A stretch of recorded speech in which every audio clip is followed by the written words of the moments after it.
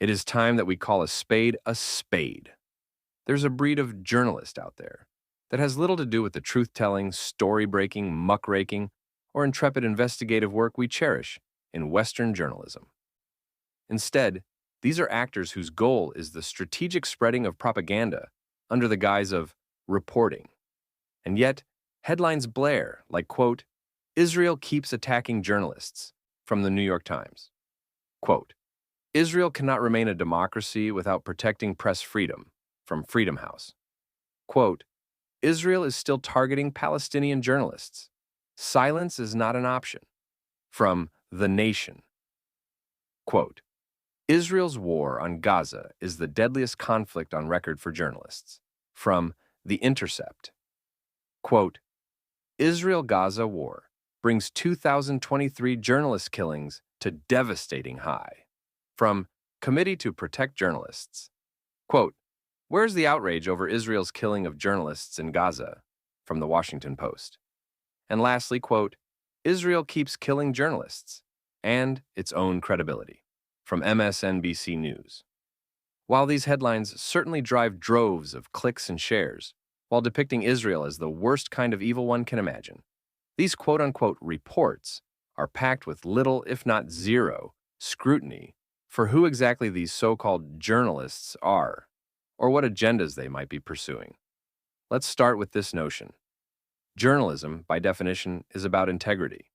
It is about presenting facts with clarity, fairness, and respect for the truth, however uncomfortable it may be.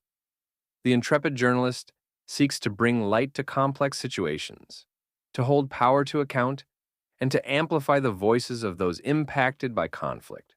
But when it comes to some individuals embedded within Hamas or Palestinian Islamic Jihad, all of that flies out the window. They are not impartial storytellers or seekers of truth. They are ideologues, often under the direct payroll or influence of these terrorist groups. Yet, the international media and their consumers absorb it all without checking for red flags or parsing for biases. This is not a controversial stance. It is an essential observation about media integrity. Hamas, by the admission of its own leadership and various intelligence agencies worldwide, views Western audiences as one more front in its long-standing conflict with Israel. Media appearances, quote-unquote, news reports, and highly orchestrated, emotionally charged stories are tools in its arsenal, woven with one clear aim: to drive a wedge between Israel and the West and to paint Israel as the utmost aggressor.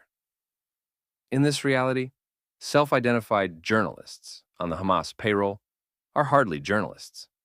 They are propagandists, cloaked in the sacrosanct title of reporter, playing for international sympathy by flipping the narrative in the most dangerous and divisive way possible. If a man with a gun in one hand and a camera in the other spends his time setting up gruesome photo ops that conveniently exclude context, say Hamas deliberately launching attacks from a heavily populated civilian area, do we dare call him a journalist? Is his goal to reveal the horror of human conflict, or to strategically omit key elements to mold a story that fits Hamas's preferred anti-Semitic narrative?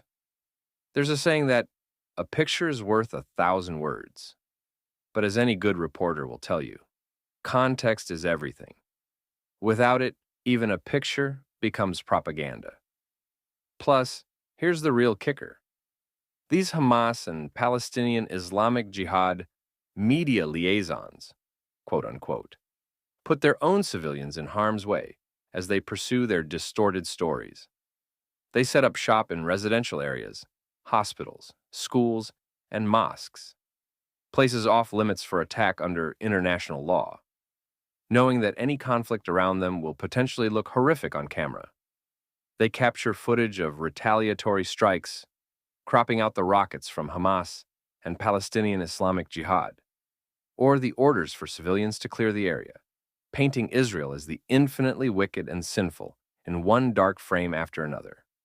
And yet, when Israel responds, this footage is broadcast as quote-unquote proof that Israel is targeting the press, silencing free speech, or attacking civilians.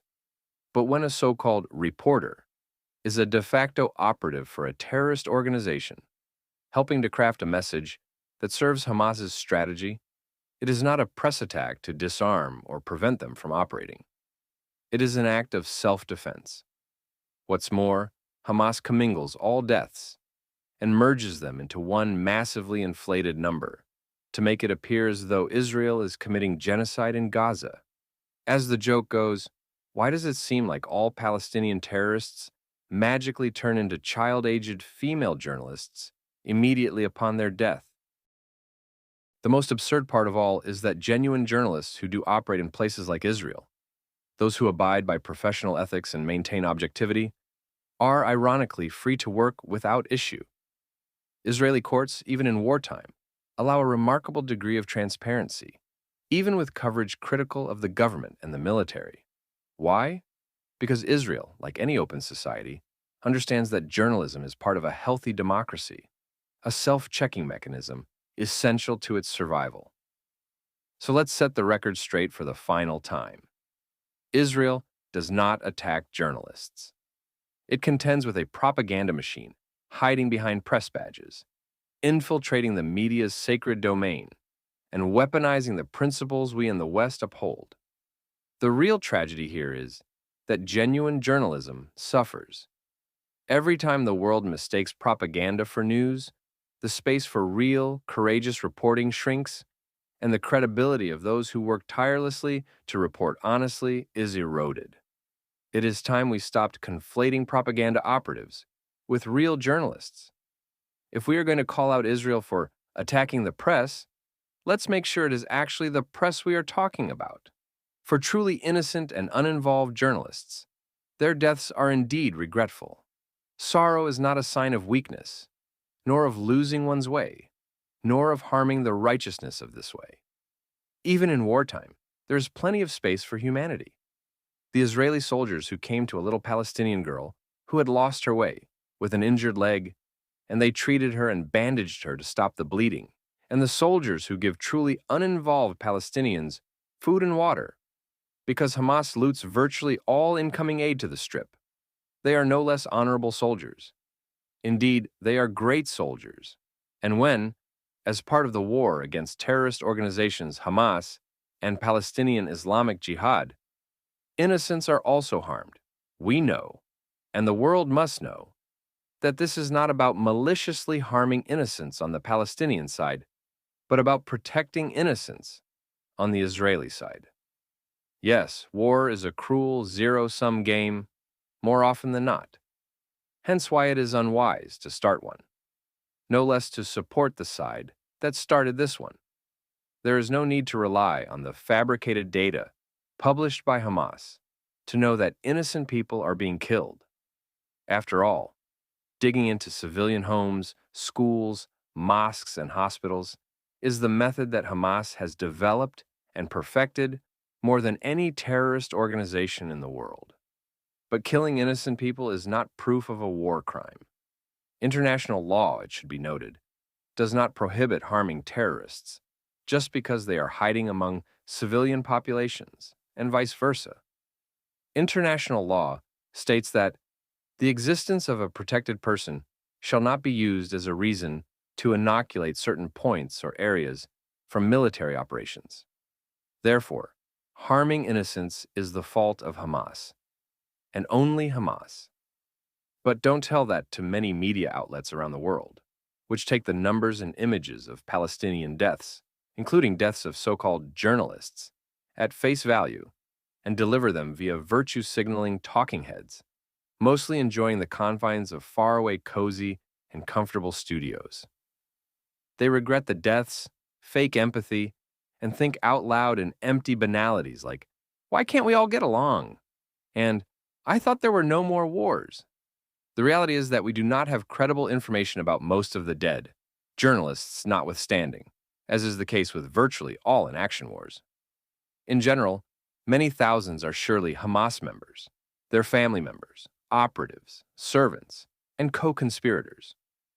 Yet only a few make it to the headlines. One of those few is Hamza Dahdu, the son of veteran Al Jazeera correspondent Wael Dahdu, Hamza, who is also classified as a journalist, and Mustafa Turia, a videographer working for the global news agency AFP, were killed during an Israeli strike on a vehicle that they were both in. But what really happened to Hamza and Turia? Why did the IDF launch a missile that killed the vehicle's two occupants and injured a third? Well, in the minutes before the incident, the IDF located a drone that was operating in the area. The drone was identified as a hostile aircraft, which had already been operated in the past by Hamas for the purpose of tracking the movements of IDF soldiers. In this incident, the IDF was also able to identify the control device of that drone, which was in the exact same vehicle Hamza was in. And who was operating this drone? Mustafa Turia, a familiar figure to the IDF. Although a videographer, he was also a scout in the service of Hamas. David Collier, an investigative journalist, researched 100 of the quote-unquote journalists in Gaza. He concluded, quote, almost all of them are tied up with Hamas or Palestinian Islamic Jihad. Almost all of them celebrate the murder of Jews. End quote. Ahmed Shahab is another good example. He was killed at his father's home and is listed as a journalist. Had anyone accessed his social media, they would know that his father was a key Palestinian Islamic Jihad figure. Mohammed Faik Abu Mustafa, a freelancer who has been working for Reuters, was photographed with Yahya Sinwar, the assassinated Hamas leader in Gaza and mastermind of the terror group's October 7th massacres and kidnappings, passionately kissing Mustafa on the cheek. But it is a bit more challenging to hold accountable Al Jazeera, a quasi-media outlet designed to overshadow its real purpose: to be a Qatar-based propaganda tool for the Muslim Brotherhood, Islamic Jihad, and, among other entities, Hamas. Here and there on Al Jazeera is a semblance of quote-unquote freedom of expression, because Israelis are also interviewed on the platform. But it was and remains a channel that promotes Hamas and hides the truth from hundreds of millions of viewers.